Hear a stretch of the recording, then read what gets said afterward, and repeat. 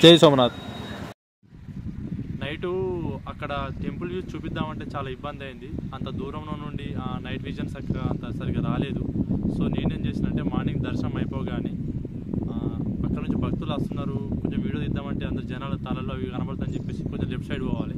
కానీ యాక్చువల్గా పోలీస్ వాళ్ళు ఉన్నారు, వాళ్ళు స్టేట్ పోలీస్, టెంపుల్ పోలీస్ వాళ్ళు ఉన్నారు. వాళ్ళని కొంచెం రిక్వెస్ట్ చేస్తే బాబు మన న్యూస్ వేరే వాళ్ళు వస్తుంటే ప్లీజ్ సార్ ఒక 1 minute సరిపోతుందని అని చెప్పేసి ఫొటోస్ అండ్ వీడియో తీసుకున్నాను. అందుకే ఈ వ్యూ మనకు దొరికింది, చూడండి.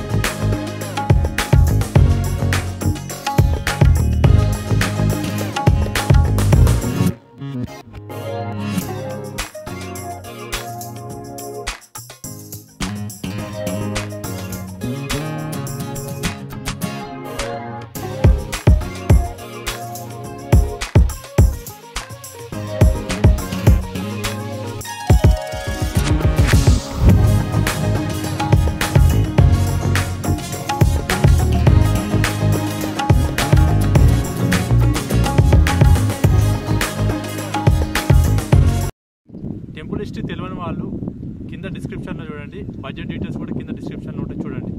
ఈ విగ్రహానికి ఎదురుగా ఓషన్ వ్యూ ఉంటుంది, అదే బీచ్కి వెళ్ళడానికి దారి.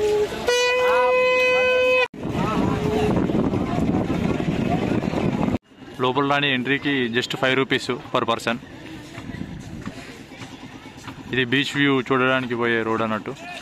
ఇక్కడ లెఫ్ట్ సైడ్ అన్ని షాపింగ్స్, టెంపుల్ ముంగట కూడా షాపింగ్స్ ఉంటాయి. ఈ రూటు టెంపుల్ రైట్ సైడ్ వస్తుంది, బ్యాక్ సైడ్ అంతా బీచ్ వ్యూ ఎంజాయ్ చేయడానికి. దీన్ని మారుతూ బీచ్ అంటారట, అక్కడ రాసింది ఏదో, నేను కూడా చదవలేదు. బీచ్ లోపలికి వచ్చేసినాం మనం, ఇక్కడ నుంచి ఎంట్రీ అవుతారు. ఇక్కడ ఒంటె మీదకి ఎక్కించుకుంటారు రైడు, దాన్ని ఏం రైడ్ అంటారు మనకు కూడా తెలియదు. చూసారు కదా, ఇదంతా ఏదో డెవలప్ చేస్తున్నారు, పైన అంతా సాఫ్ చేసిరు.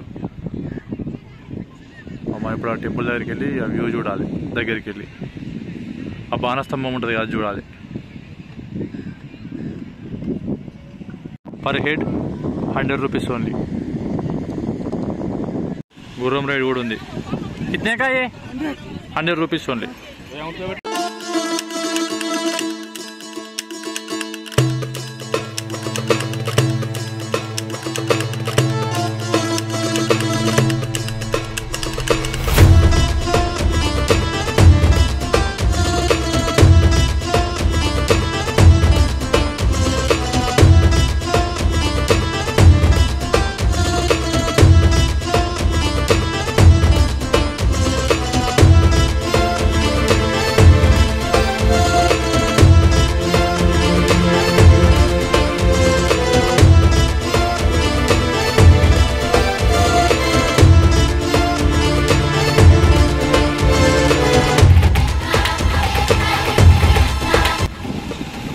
ఎగురుతున్నాయి ఇప్పుడు సీగల్స్ అంటారు వీటిని.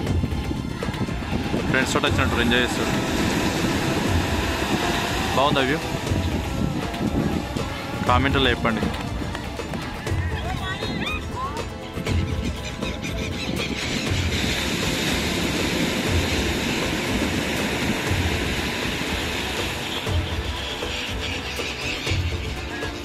అక్కడ కనబడుతుంది చూడండి, అక్కడ 3 నదులు కలుస్తాయి, త్రివేణి సంగమం అంటారు.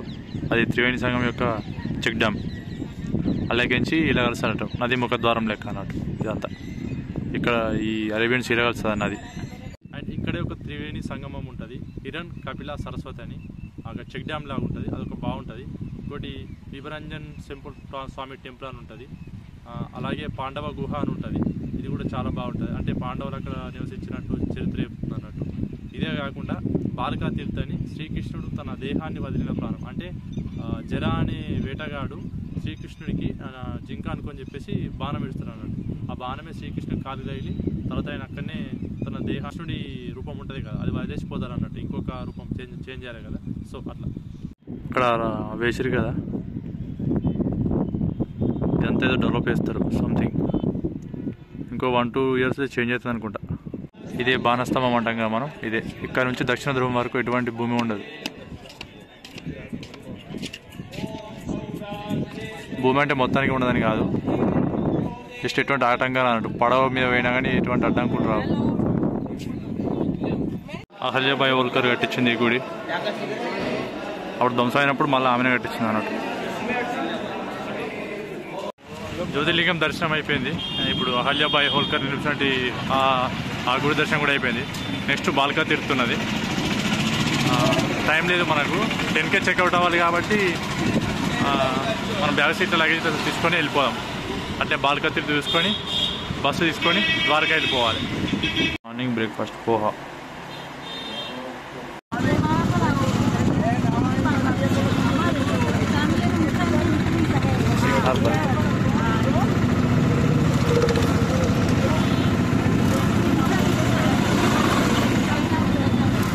అయితే బాల్కా తీర్థ పోతాం కదా, అక్కడ పోయేటప్పుడు లెఫ్ట్ సైడ్ ఒక పోర్ట్ కనబడుతుంది, దాన్ని వీరావల్ పోర్ట్ అంటారు.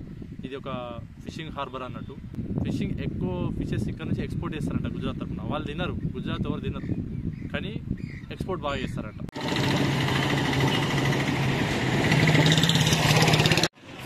కృష్ణ భగవానుడు తన శరీరాన్ని వదిలిన ప్రాంతం ఇది.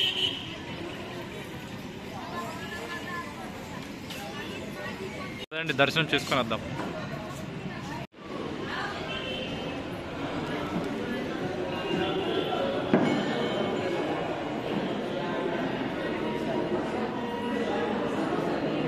ಮಾತಾಡಿ ಬಂದವರು ಮಾತಾಡಿ ಪಾದ ಕಾಣಬೇಕು. ಮುಖದ ಹತ್ರ ಬಂದವರು.